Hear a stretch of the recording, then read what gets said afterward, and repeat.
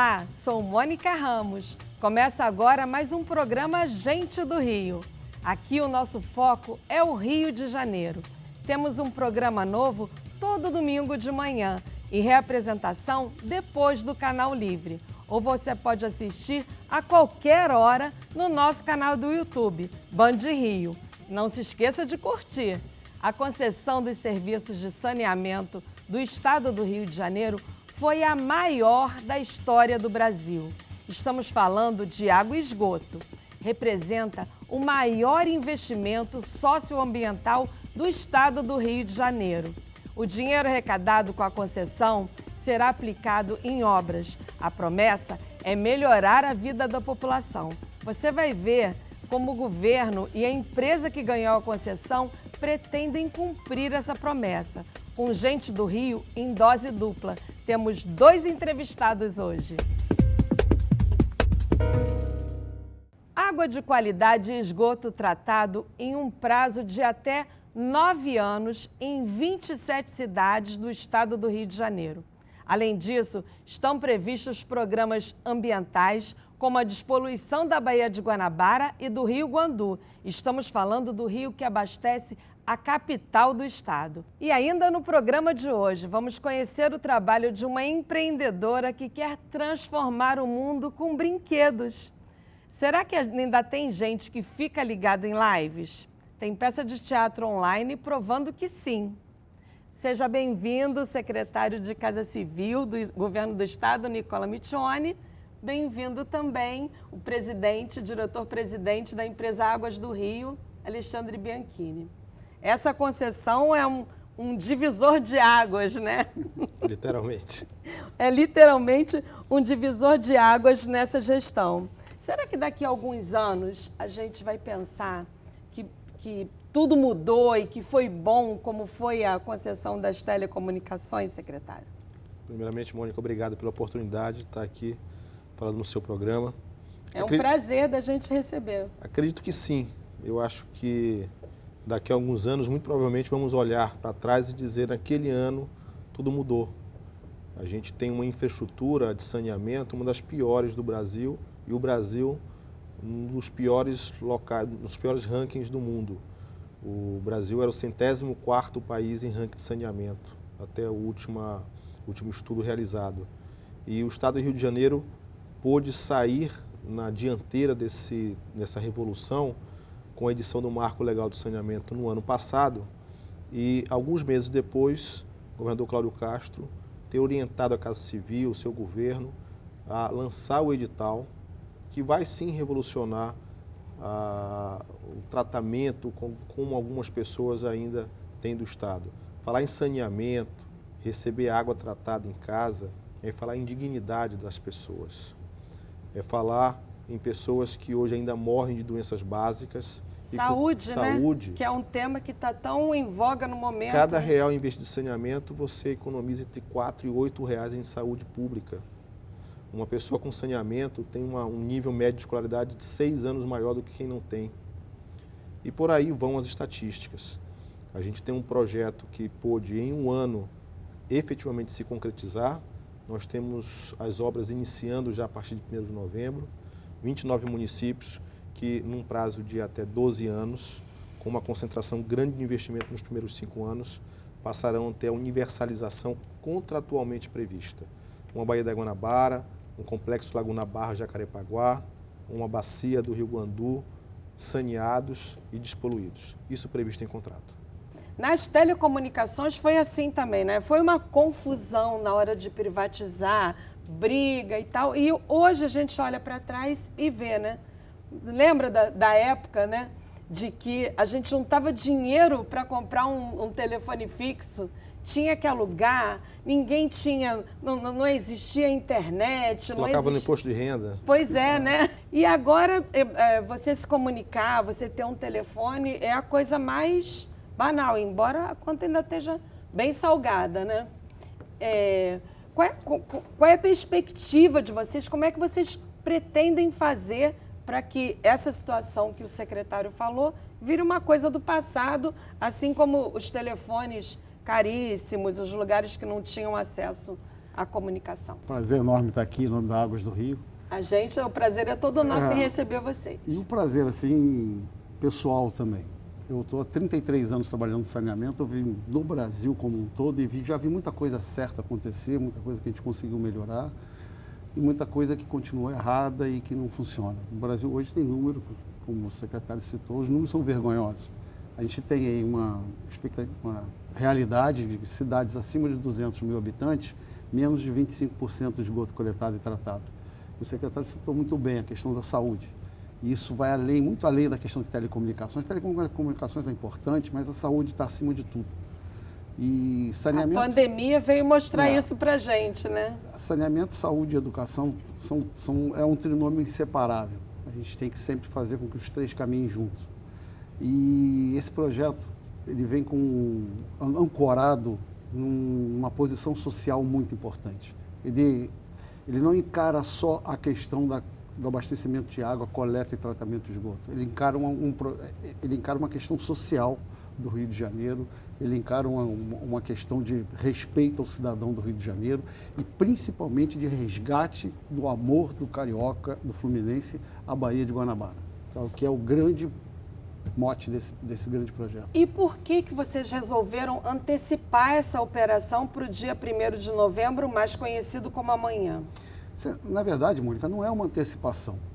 Desde que nós assinamos o contrato no dia 11 de agosto, era prevista uma operação assistida em que a empresa já estava trabalhando junto com a SEDAI. O contrato e o edital eram muito claros em relação a isso. A partir do momento que a empresa apresentasse condições de assumir e tocar em tudo sozinha, isso poderia acontecer de forma natural. Então não está havendo uma antecipação, está simplesmente acontecendo a assunção a partir do momento em que a empresa já mostrou, tanto para o governo do Estado, para a população, que a gente está pronto para assumir. Se você tem uma ideia, Mônica, nós temos hoje já dentro da Águas do Rio, todos os profissionais contratados, toda a infraestrutura contratada, inclusive um centro de operações integradas, que hoje já monitora mais de 1.000 pontos de pressão em todo o estado do Rio de Janeiro, em todas as 27 cidades que nós vamos atuar. Então, esse centro de controle integrado, de onde saem esses dados, vão para uma inteligência artificial, são traçados curvas de Gauss, análise de ponto a ponto, dali sai para um simulador hidráulico, onde você faz a classificação de todos os investimentos necessários para se melhorar a condição de abastecimento da população. Isso tudo já está pronto. Não havia por que se esperar mais 3 meses se a questão toda já estava desenvolvida, se a transição toda já estava pronta. Então, se tomou a decisão não de antecipar, mas de criar uma data que fosse factível com a condição de operação que já está pronta. A Baixada Fluminense é uma das regiões que tem os problemas mais gritantes de água, né? Em Nova Iguaçu, por exemplo, a população diz que de lá sai a água para abastecer o Rio de Janeiro, mas lá mesmo tem uma falta d'água incrível. Isso é verdade ou é lenda urbana? É verdade. Você tem, historicamente, um compromisso de saneamento em regiões mais ricas e não saneamento em regiões mais pobres. Isso se reflete não só em Nova Iguaçu, como em São Gonçalo, outros municípios da Baixada e municípios do interior. Se reflete também em bairros mais pobres do Rio de Janeiro. É injusto você afirmar, por exemplo, que funciona muito bem o serviço de saneamento no Rio de Janeiro se você mora no Leblon. Ponto. O que se propõe o marco legal do saneamento e a concessão já contratada, já em funcionamento, é uma universalização. Nenhum cidadão é melhor do que o outro. O cidadão de Nova Iguaçu, de São Gonçalo, de Itaboraí, o cidadão de Duque de Caxias, da Zona Oeste, de todos os bairros da Zona Norte do Rio de Janeiro, tem o mesmo direito de um cidadão da Zona Sul da capital Rio de Janeiro. E é isso que a concessão vem restabelecer. Metas e obrigações para a concessionária, para as concessionárias, em fornecer saneamento, distribuir água tratada para todo cidadão. Presidente Bianchini, a gente pode dizer para a população de Nova Iguaçu, por exemplo, eu sei que várias cidades da Baixada não foram, o lote das quais elas faziam parte ainda não foi ainda não foi arrematado no primeiro leilão, né? Mas a gente pode dizer que não vai mais haver falta d'água? Em quanto tempo isso? Olha, Mônica, a evolução vai ser gradual. Obviamente, os problemas são muitos que necessitam de grandes investimentos. Os investimentos vão começar a partir do primeiro dia, inclusive com obras que no primeiro dia, a gente está começando logo amanhã, na segunda-feira, com 100 obras já em todo o estado do Rio de Janeiro, uma pelo menos em cada área de concessão, para resolver problemas pontuais que são de alto impacto e de rápida solução. Que são aquelas ruas de, às vezes, 50 pessoas, 100 pessoas, 300 pessoas. Até uma vez conversando, me falaram, me perguntaram, mas você está agora alardeando que você vai fazer obra para 50 pessoas? Você acha isso importante? Eu falei assim, você também acharia se uma dessas 50 pessoas fosse você? Fosse você. Aí você passa a ser a obra mais importante do mundo. Então, o pensamento é ir ganhando terreno ao longo do tempo. E a gente espera, aí, no prazo de 5 anos, atingir já um nível de abastecimento em todas essas áreas muito prejudicadas, uma condição bem melhor. A gente tem a obrigação, Mônica, desse contrato, obrigação contratual de investir 1,2 bilhões de reais em comunidades do Rio de Janeiro, em áreas irregulares de comunidades do Rio de Janeiro. Isso é levar qualidade de vida para pessoas que hoje não têm. Inclusive, hoje, para você ter ideia, você vê o cunho social de todo esse programa. Menos de 1% da população do Rio de Janeiro tem acesso à tarifa social. Quando eu falo de tarifa social, estou falando que a tarifa básica hoje é em torno de R$60. A tarifa social é 1/3 desse valor. Menos de 1% tem acesso. O edital prevê e obriga a empresa a ter 5% da população com tarifa social.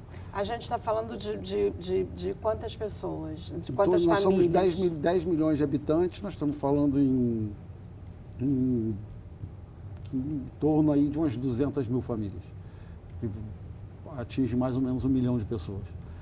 Quer dizer, esse número de 5%, a gente vai ultrapassar ele, a gente vai chegar, porque nós vivemos num estado que nós temos 2 dígitos de desemprego.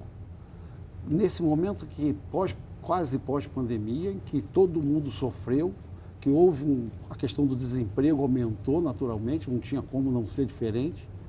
Não é o momento também da empresa, que nós estamos chegando agora, nós vamos mostrar para a população que nós temos aqui... pequenos comércios, para quem está empreendendo em casa, né? Fazer parceria, muita exatamente. gente... É mostrar para a população que nós vamos dar as mãos à população para atravessar esse deserto. Nós vamos chegar lá juntos. E a gente espera mesmo que em algum momento essas pessoas não precisem mais de tarifa social, porque já vão estar estabelecidas economicamente. Um outro fator importante também, nós vamos ter de mão de obra direta 5 mil profissionais. Desses 5 mil, 3 mil nós estamos contratando dentro de comunidades da cidade do Rio de Janeiro, do estado do Rio de Janeiro. A gente está falando de 5 mil diretos e quantos indiretos? Em torno de 15 mil indiretos. Agora, secretário, o Estado vem de um tempo, de uma época muito ruim, né? De financeira, muito endividamento. E esses 22 bilhões e 600 milhões vão ser a salvação da lavoura da gestão Cláudio Castro? A gente pode falar isso? É um complemento. O governador Cláudio Castro iniciou o governo do Estado, em agosto do ano passado, uma previsão de déficit de mais de 6 bilhões de reais e termina o ano com 800 milhões em caixa. Inscreve o menor restos a pagar dos últimos anos e apresenta, no último mês, a Lei Orçamentária Anual, a LOA, sem déficit pela primeira vez em 7 anos, com a garantia de superávit em 2022. A gente tem, imediatamente ao fim da concessão, ao leilão, o lançamento, no começo do semestre, de um pacote de obras chamado Pacto RJ de 17 bilhões de reais.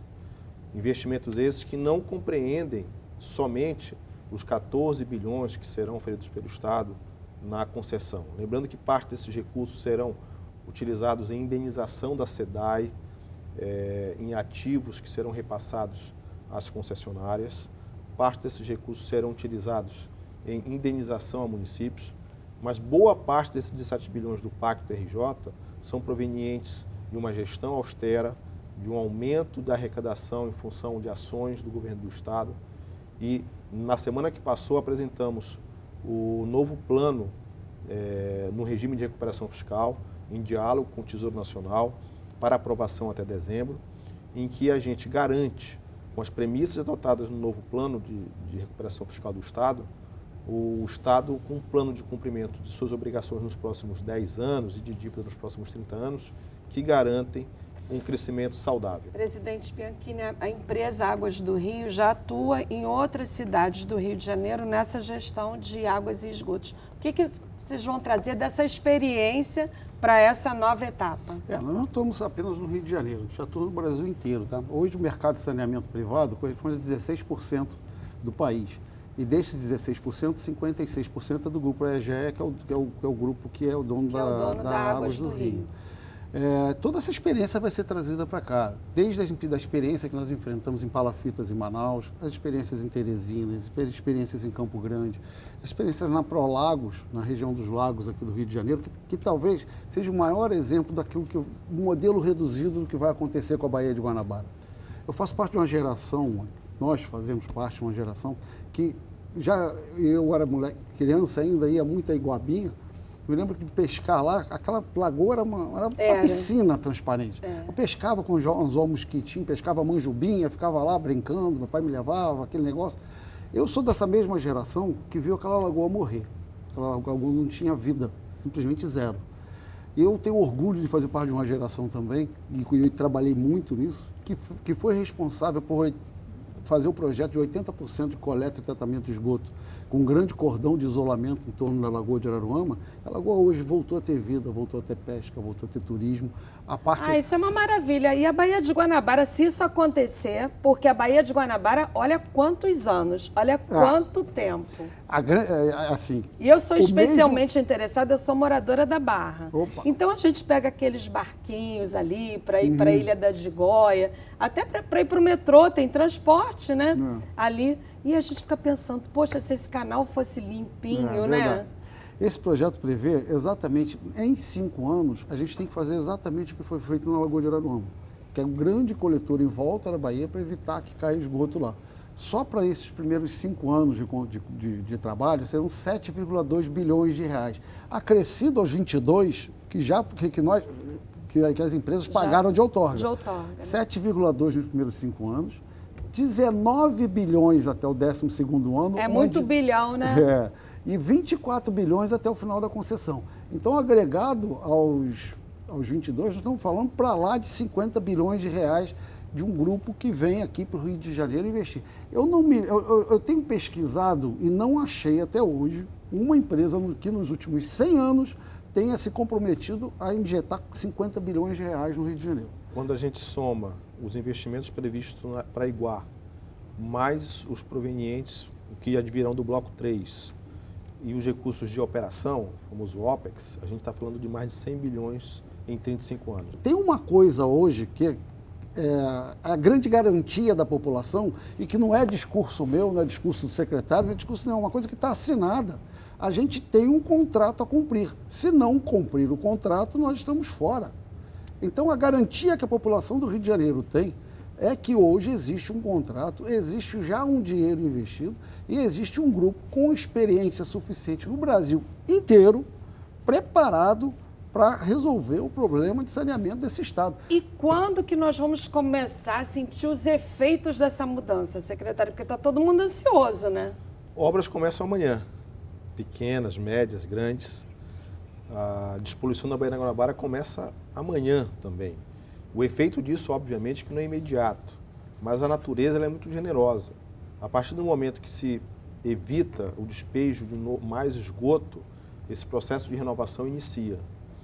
Em conversa com as empresas, com biólogos, com especialistas, a informação que nos é dada é que até 2 anos os efeitos já são visíveis. A gente vai ter uma Baía da Guanabara balneável de novo. É o cartão de visita do Estado do Rio de Janeiro. Mas eu não estou falando só da despoluição, não. O que eu quero perguntar aqui é o seguinte: no próximo verão a gente vai ter água com geosmina, uma água sem cheiro, sem aquele gosto esquisito? Vai ter, presidente? Isso é um ponto muito importante, Mônica. Tem que deixar claro o papel de cada um nessa história. Nós somos responsáveis pela distribuição de água, coleta e tratamento de esgoto. A produção de água continua com a SEDAI. O que nós temos observado, temos acompanhado junto com o secretário? As ações para que esse episódio não se repita estão sendo tomadas pela SEDAI atualmente. Existem duas grandes obras sendo realizadas para melhorar a condição do Rio Queimadas e Japeri, que são os rios que chegam, e Ipiranga, que chegam ali na bacia do Guandu. Há uma transposição sendo feita que tendem a não gerar mais esse impacto já no próximo verão. Em paralelo a isso, obrigação contratual da Águas do Rio, no prazo de 5 anos, e aí ele não é no 5º ano, parece a varia de condão, vai lá o negócio ficar pronto. Ao longo de 5 anos, a gente vai vendo as melhoras acontecendo, a gente vai fazer esgoto em toda a área de Japeri, Queimados e parte de Nova Iguaçu, que é quem contribui para essa bacia que hoje joga esgoto ali naquela área da bacia do Guandu.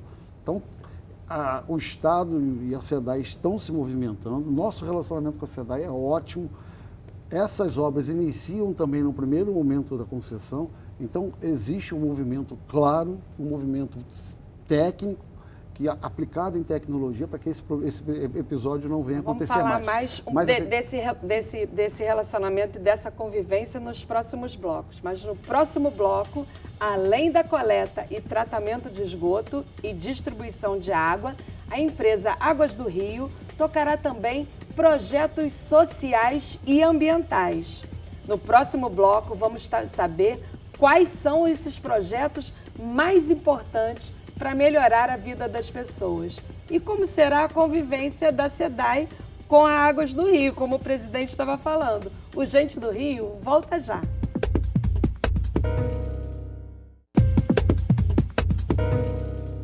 Estamos de volta com o Gente do Rio, hoje conversando com o secretário de Estado da Casa Civil, Nicola Miccioni, e com o diretor-presidente da empresa Águas do Rio, Alexandre Bianchini. Mas antes de continuar o nosso papo, vamos rodar pelo Rio de Janeiro. Vamos conhecer uma fábrica de brinquedos cheia de representatividade e um grupo teatral que aposta no humor para agradar o público. Era uma vez um sonho, que começou de mansinho, mas que acabou se tornando um negócio social que mudou e ainda vai mudar a história de muita gente. Hoje é uma empresa de impacto social, mas ela começou só como uma vontade muito grande de que o Matias, que é meu filho, tivesse as coisas que eu não tive na infância. Eu e o pai dele fizemos coisas para decorar o quarto dele. Em seguida, eu me voluntariei fazendo oficinas em escolas sobre questões raciais, levei as coisas do Matias para a escola. Esse movimento fez com que alguns professores se interessassem e eu começasse a vender por encomenda. A empresa se define como uma startup de educação que fabrica brinquedos e cria representatividade. Além das bonecas, a Era Uma Vez o Mundo oferece palestras e cursos para educadores de escolas públicas e privadas. O mercado ele é cruel, né? A gente está falando hoje, depois de muito brigar, depois de muito reclamar, 7% de bonecas negras no mercado. A gente sempre fala que o brincar ele constrói a subjetividade da criança, né? Ajuda a construir essa subjetividade a partir da observação do mundo, a partir da experimentação do mundo. A criança aprende a viver, a fazer coisas, ética e uma série de outras coisas a partir do contato com o outro, e esse primeiro contato é pela brincadeira, né? E quando ela brinca com brinquedos diversos, ela aprende inclusive que a imagem dela não é a única no mundo. Por aqui o trabalho não para, mas infelizmente a pandemia obrigou a empresa a fechar as lojas físicas no Rio. O jeito foi continuar escrevendo essa história pela internet. Quem também precisou encontrar um novo jeito de contar histórias foi esse grupo teatral, com direito à distribuição de ingressos e bate-papo depois das apresentações. O teatro online conseguiu se destacar em meio à flexibilização de eventos presenciais. A gente ainda está na pandemia, né? Mas eu acho que é um momento que as pessoas estão fazendo mais as coisas, assim, saindo e tudo mais. E aí você apostar, continuar apostando, que é uma aposta, que o Orlando muito fala assim, que a pesquisa do Zoom, enquanto plataforma, enquanto possibilidade de se ter um teatro online, né, de investigar isso, e o Pelada vem com essa proposta. Então, assim, a gente a gente apostou mesmo, é isso, e muito numa ideia assim, quer rir, tá com vontade de rir, porque a gente tá precisando rir, né? Porque por tudo que a gente tem passado, por tudo que a gente passou, então a gente convidar, é um convite bonito, eu diria assim, pô, você quer rir com a gente? Vem rir com a gente fez um espetáculo para você rir. E viva o teatro e a cultura, né, secretário? Atividades mais importantes é o que, durante a pandemia, a cultura... Se tornaram essenciais, né, presidente? Sem dúvida nenhuma. Se mostraram essenciais, né, para aquelas pessoas que estavam sozinhas em casa, né? A cultura foi a mão amiga, né? E com a notícia essa semana do Teatro Municipal do Rio de Janeiro voltando às suas atividades presenciais. Maravilhoso, maravilhoso. Os shows, tudo, né? Mas a gente estava falando no outro bloco sobre a convivência da SEDAI com Águas do Rio, como é que vai ser. Quando tiver uma falta d'água, para onde que as pessoas vão ligar? Vão chamar a SEDAI ou vão chamar Águas do Rio? Não, é com Águas do Rio. Isso nós assumimos, nós temos todos, vamos divulgar maciçamente todos os telefones de contato, site, app, WhatsApp. Além disso, temos dentro dos nossos programas, por exemplo, são 4 grandes programas que nós temos. Por exemplo, o programa Afluentes, que é um programa que obriga, e nós dividimos a área de concessão em 6 grandes áreas. Essas 6 áreas vão ter diretores exclusivos para essas áreas e faz parte e obrigação desses diretores contato direto com as comunidades do Rio de Janeiro, das cidades também da Baixada Fluminense, São Gonçalo. Quer dizer, essas pessoas vão ter contato assim direto com o superintendente lá, todo de 15 em 15 dias, reuniões constantes, para que possam efetivamente passar como está sendo o abastecimento de água, como é que está a coleta, como é que está a prestação do serviço para elas. Tem outro programa também que a gente chama Saúde Nota 10, é levar as crianças até a sede da empresa, para mostrar como é o tratamento de água, como é a distribuição de água, como é o tratamento de esgoto, a importância O senhor estava falando no outro bloco que o tratamento da água, a geosmina vai continuar com a SEDAI. Mas e se a água para distribuir chegar de alguma maneira ruim? O que vocês vão fazer? Olha, Mônica, eu vou voltar a dizer. O trabalho está sendo feito para que esse episódio não se repita. Eu tenho muita segurança no trabalho que está sendo executado pelo governo do Estado e pela SEDAI. Mas caso venha acontecer, por algum motivo, e eu tenho certeza que essa é a postura do governo do Estado, essa é a postura da SEDAI e é a postura da Águas do Rio, nós vamos agir com a maior transparência possível. É óbvio, informar diretamente aos consumidores, aos clientes da empresa, o que está acontecendo, qual é o prazo para melhorar, o que está sendo feito para melhorar. Então, tem todo um trabalho em conjunto que será realizado, agindo sempre, isso é uma determinação do governo do Estado, com a maior transparência possível em relação aos clientes que são abastecidos por nós. Mas o cliente final deve se reportar sempre a Águas do Rio. Secretário Nicola, desses mais de 22 bilhões, quase 23, né, que o governo do Estado recebeu, uma bolada também vai para os municípios, né? 9 bilhões vão para os municípios. Sim. E como que o Estado pretende fiscalizar a aplicação e se pretende fiscalizar de alguma maneira a aplicação desse dinheiro? Os 9 bilhões que foram para os municípios são de aplicação livre pelos municípios. Então, assim, é papel do cidadão de cada município cobrar do seu gestor o correto uso, né? A gente tem visto prefeituras que têm lançado seus programas, o Estado do Rio lançou o seu Pacto RJ, que utiliza parte dos recursos da concessão, não todos, boa parte, repito, dos recursos do Pacto RJ são advindos de arrecadação. Lançamos um site de transparência, onde o cidadão pode analisar cada projeto, cada etapa do projeto.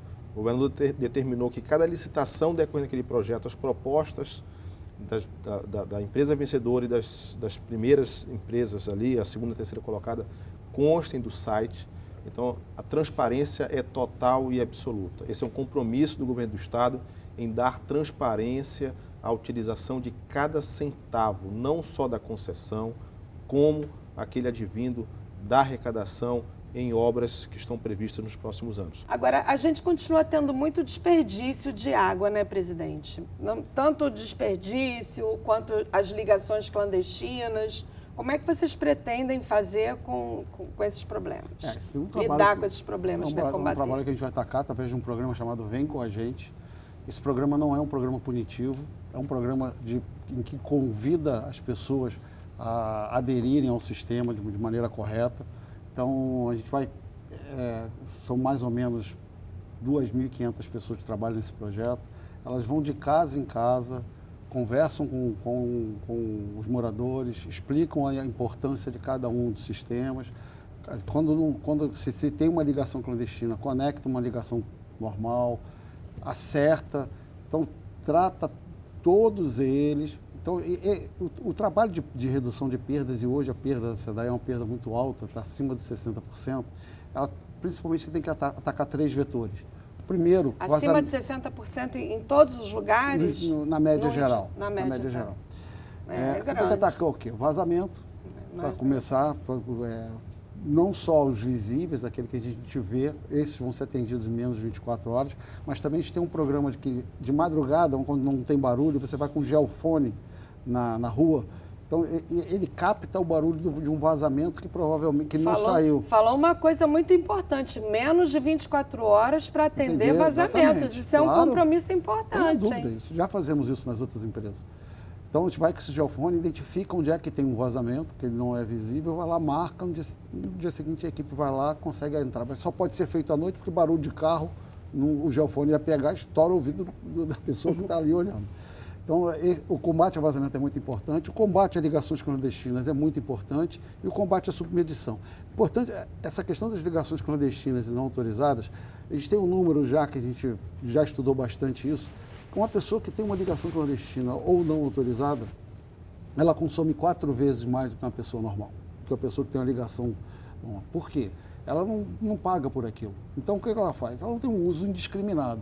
E a gente tem esse trabalho todo buscando o quê? Fazer com que o uso consciente da água. A água é um bem finito. Nós vivemos hoje uma crise de energia no país, coisa complicada. E a questão do consumo consciente de água tem interligação muito forte com a questão da energia. Isso é fundamental. Isso é fundamental. Então, todo esse trabalho vai ser realizado. A gente tem uma meta contratual também. Isso é impactante no contrato de 60% cair para 25% em 10 anos. Falando em meta contratual, quem vai ter que... Aqui a gente está muito amiguinho, muito coleguinha, mas quem vai ter que fiscalizar essa execução é o Estado. Estado. E o poder público não tem até agora, eu estou falando em geral, não estou falando só do Estado, não, sido um bom fiscal. Como é que vai ser essa fiscalização? Bom, a gente tem que falar do que projeta e do que a gente já conseguiu realizar. Em paralelo à concessão, a gente tem buscado fortalecer a agência fiscalizadora, a Genersa. O governador do estado autorizou a contratação, realização de concurso para 50 novos funcionários concursados para a Genersa. O contrato foi discutido com o Tribunal de Contas, com os poderes, isso é importante. É previsto no contrato uma autoridade independente, uma auditoria independente. Então, você tem várias camadas de controle. Camada de controle da agência reguladora, você tem a camada de controle de uma auditoria externa, paga com recursos da própria concessão, e você tem um grande centro de comando e controle, em que você tem também, por parte do Estado, mais diretamente, essa fiscalização. Então, você tem várias camadas de controle. Você tem a participação da população diretamente. Pois é, isso que eu ia perguntar. Como é que a população vai poder acompanhar isso também? Vai poder ajudar a fiscalizar, digamos assim? Esse é um grande ponto. Assim, o que é que diferencia uma concessão bem-sucedida na modelagem em relação a outras? Você só vai ter uma concessão, como bem colocado pelo Bianchini, em que a empresa que aportou muitos recursos, alguns bilhões, muitos bilhões na verdade, ela vai, obviamente, querer oferir resultado desse investimento. E isso se dá com a contraprestação do seu serviço. Portanto, qual é a garantia que a gente tem que uma modelagem bem-sucedida e diferente das demais? É que o resultado para a empresa que investiu alguns bilhões só se dará quando a água estiver na porta do cliente e ele poder pagar a conta. Se ele não tiver água, ele não tem uma conta a pagar e a empresa não tem receita. Essa é uma grande diferença. Então, a fiscalização se dá pela própria modelagem também. Na medida que você tem clientes, e você só tem clientes quando você consegue fazer a ligação de uma água, lá naquela comunidade de Nova Iguaçu, onde tem uma ruas inteiras, bairros inteiros sem água, à medida que você passa a ter clientes, você tem receita. E se você tem receita, é sinal de que as obras previstas em contratos foram cumpridas. O senhor já foi dos quadros da SEDAI, né? O início da minha carreira foi na SEDAI, em 1989. Fiquei por 10 anos na SEDAI, até 99. Eu pedi demissão, então fui para a empresa privada. Estou há 23 anos em grupos privados de saneamento. O que o senhor vai trazer dessa experiência para esse trabalho de agora? Olha, a experiência, e eu gosto de dizer muito isso, assim, tem um termo que a gente usa muito dentro da Águas do Rio. Nós somos uma empresa privada, mas nós prestamos um serviço público. Nós nunca vamos esquecer disso. E essa experiência que eu tive numa empresa pública que prestava um serviço público, isso foi muito importante para o meu crescimento como profissional. A SEDAI é uma grande empresa. A SEDAI é uma empresa que merece respeito. A SEDAI fez obras no Rio de Janeiro que são realmente de relevância. A questão toda, o Guandu é a maior estação de tratamento de água contínua do mundo. O túnel canal, quem conheceu o abastecimento, quem consegue imaginar que existe um negócio chamado túnel canal que sai de Santa Cruz, vai furando o morro até chegar no Jardim Botânico, são 36 quilômetros. Quem pode imaginar que esse sistema foi construído em 1967? Coincidência, a data que eu nasci. Eu também. E ele está pronto para abastecer a cidade do Rio de Janeiro por mais 40 anos, 50 anos, sem precisar de ampliação. Olha a cabeça das pessoas que fizeram essa empresa. Então, a SEDAI merece todo o respeito. Eu, tendo trabalhado lá por 10 anos, respeito muito o trabalho da SEDAI. Tem os seus problemas, mas a gente tem certeza que agora, com foco exclusivo aí na área de produção, ela vai tornar a estação do Guandu não a maior, mas a melhor estação de tratamento do mundo. Como é que vai ser essa cobrança de resultados em cima da SEDAI? Com a atuação da Águas do Rio, vai se intensificar isso e a SEDAI vai passar também a ter mais transparência e mais contato com os próprios consumidores também? O que vai mudar aí? Mônica, a SEDAI, a gente fala que não vai ser uma SEDAI menor, vai ser uma SEDAI melhor. Uma SEDAI que vai concentrar seus esforços na produção de água de qualidade. Ela deixa de ser uma empresa com milhões de clientes para ser uma empresa com poucos clientes. Aqueles dos municípios que remanescem sob sua gestão e distribuição de água, enquanto assim for permitido, e 2, 3 grandes clientes, onde ela entrega água para fazer a distribuição agora com a concessão e outros municípios que já tinham sua própria distribuição. Então passa a ser uma empresa melhor gerenciada para um foco específico. Bem colocado pelo Bianchini, nós temos o Guandu, que é uma obra gigantesca e já está iniciado um novo Guandu. Um novo Guandu que, dentro da mesma lógica que nos anos 60 se pensou grandes obras para um futuro que hoje nós vemos presente como elogiável, nós temos obras que se iniciam hoje que certamente terão impacto nas próximas décadas como necessárias, se não iniciadas hoje. Então, essa SEDAI está com essa orientação, bem colocado, obras já iniciadas agora para evitar o fenômeno da natureza chamado geosmina, que ele ocorra em quantidade perceptível pela população nos próximos anos. É um trabalho já iniciado, tanto pela gestão anterior até a mudança mais recente na presidência da SEDAI, já iniciadas essas obras, ou seja, não se trata de promessa, se trata de um novo Guandu já iniciado, se trata das obras necessárias para se evitar a geosmina já iniciado, e uma SEDAI que vai ter foco na produção de água de qualidade. Essa nova SEDAI não será, portanto, uma SEDAI menor, será uma SEDAI melhor, com um controle mais efetivo do governo do Estado, com uma Genersa mais atuante na sua atuação e com o governo do Estado determinando com metas, com a mesma qualidade que tocou todo o projeto de concessão, para que essas metas sejam também atingidas na produção e entrega de água. E no próximo bloco, o que é o Pacto RJ? Como ele pode mudar a vida das pessoas? E a novela da licitação do Maracanã? Temos um novo capítulo? O Gente do Rio volta já.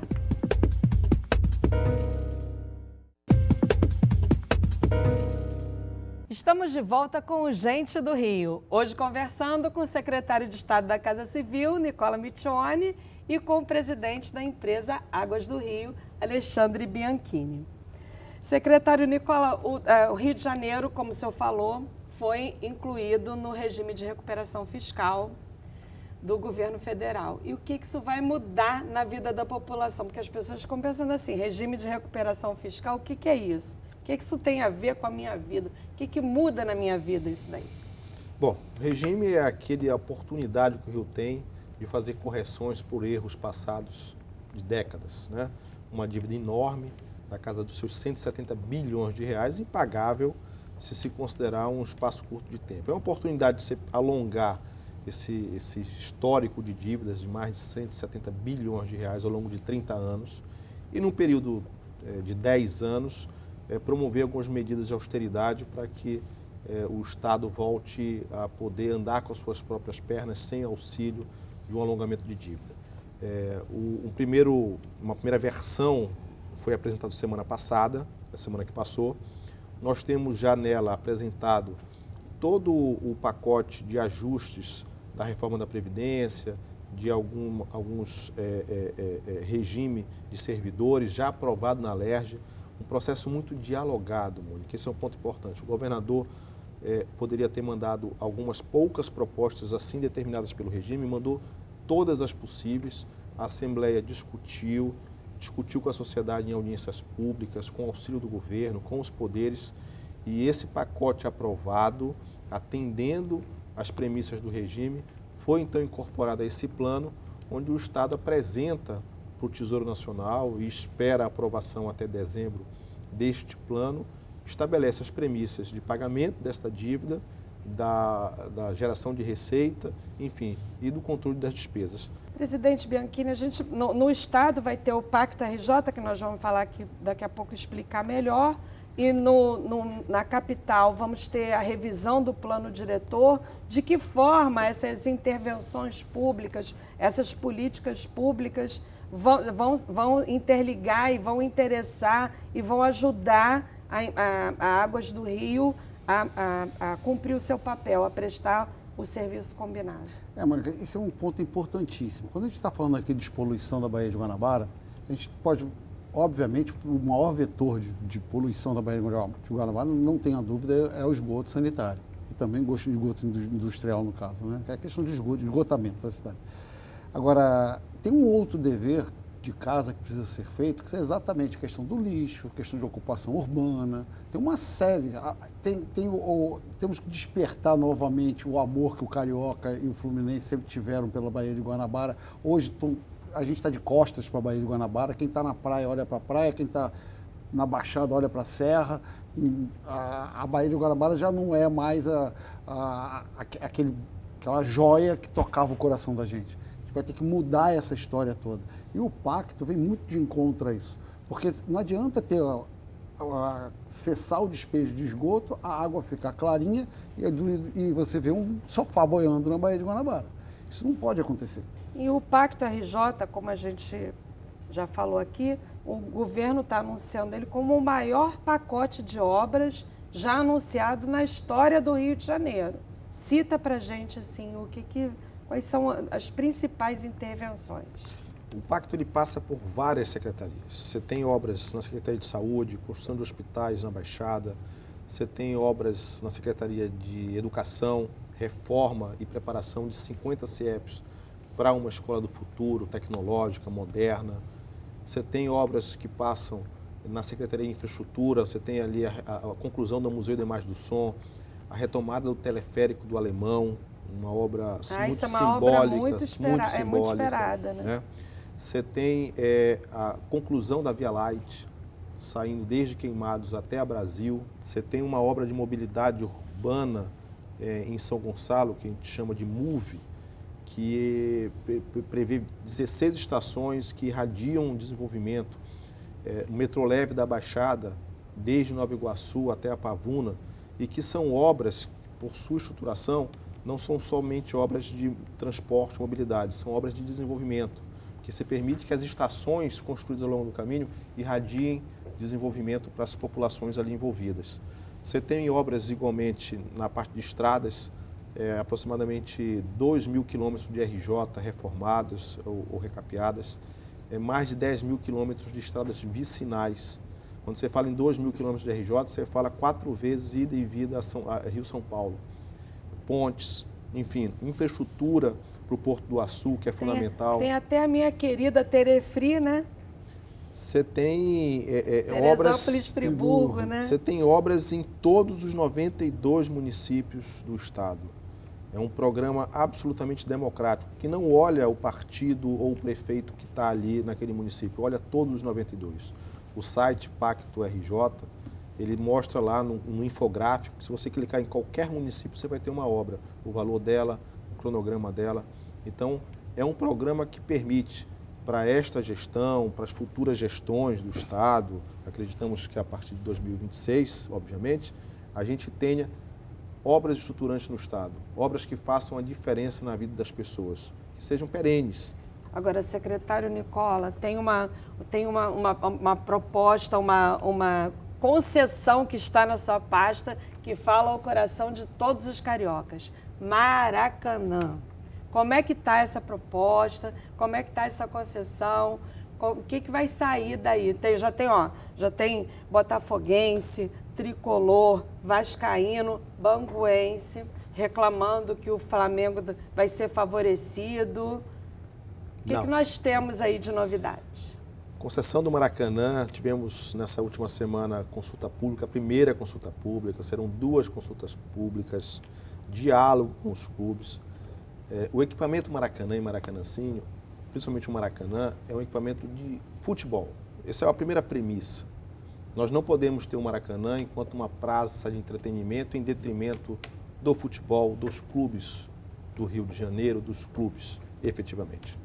Então, a primeira premissa que foi determinada pelo governador Cláudio Castro é: nós temos que devolver o Maracanã aos clubes. E, por isso, há uma exigência mínima de 70 jogos na Praça Maracanã pelo consórcio vencedor.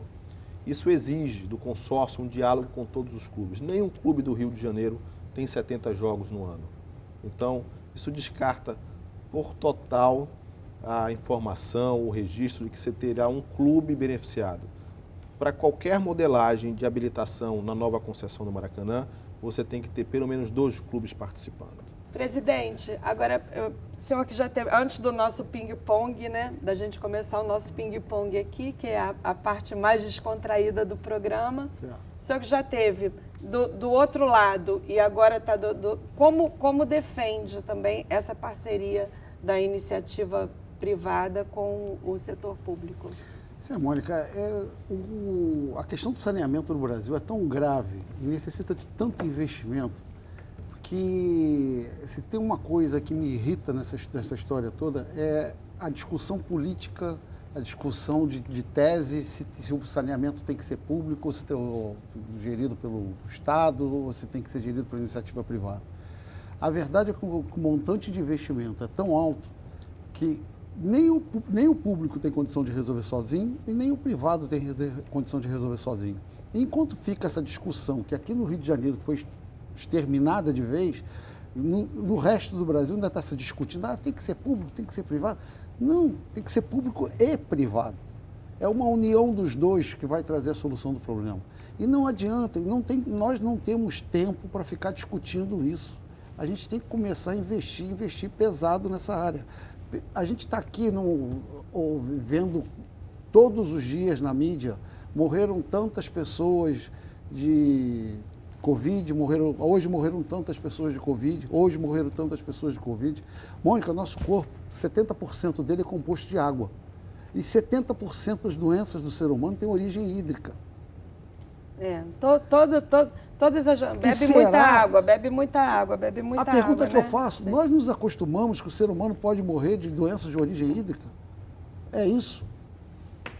A nossa briga agora é só contra um vírus? Será que nós não estamos minimizando essa briga? Nós temos o saneamento para resolver, que nós chamamos de básico, e ainda assim 25% da população brasileira, praticamente, tem acesso à coleta e tratamento de esgoto.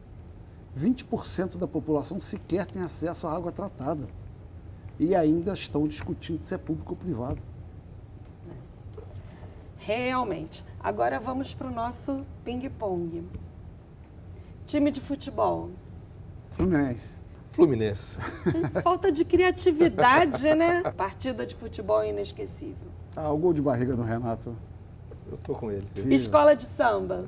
União da Ilha. Beija-flor. Lugar mais bonito do Rio. Baía de Guanabara. O Rio tem tantos lugares lindos, mas tem um especial na Marina, vista para o centro do Rio, onde você olha ali a parte da glória, eu acho especialmente bela. Mar ou montanha, para relaxar? Aqui a gente tem esse privilégio, né? Pode escolher. Vamos no mar, né? Mar. Eu vou de montanha. Esporte que pratica? Natação. Eu sou ex-maratonista. Corro maratona, mas o tempo não está me permitindo. Gente, eu vou até me esconder aqui debaixo da mesa que eu estou com vergonha. Fiz 7 maratonas, mas nos últimos anos tem sido muito difícil acompanhar o ritmo de trabalho. Eu fazia maratona aquática, né? E maratona de Travessia. copo? Qual é o melhor bar do Rio de Janeiro? Belmonte, Dias Ferreira. Tem um bar perto de onde eu moro no Cosmos Velho, que é o Baixo Gago. É um boteco maravilhoso Laranjeiras, ali no DNH Coutinho. Gosto muito dali. Escondidinho, mas maravilhoso. Livro. Hoje, É. relembrando os conceitos técnicos de abastecimento de água. O Metrópole, a beira-mar do Rui Castro, e que é muito próximo desse momento que a gente vive, de retomada, né? Espero que a gente tenha um carnaval tão legal como aquele dos anos 20. Um ídolo. Ídolo. É. Meu filho de 8 anos, que tem transtorno de espectro autista, e é, para mim, a criatura mais pura que existe nesse planeta. Eu acho que se nós tivéssemos metade da pureza que aquele garoto tem, esse mundo seria bem diferente do que é. E você, um ídolo? Acho que eu posso... O nome dele é Rafael, só para deixar registrado. Bonito esqueci de falar o nome. dele. Nome de anjo, né?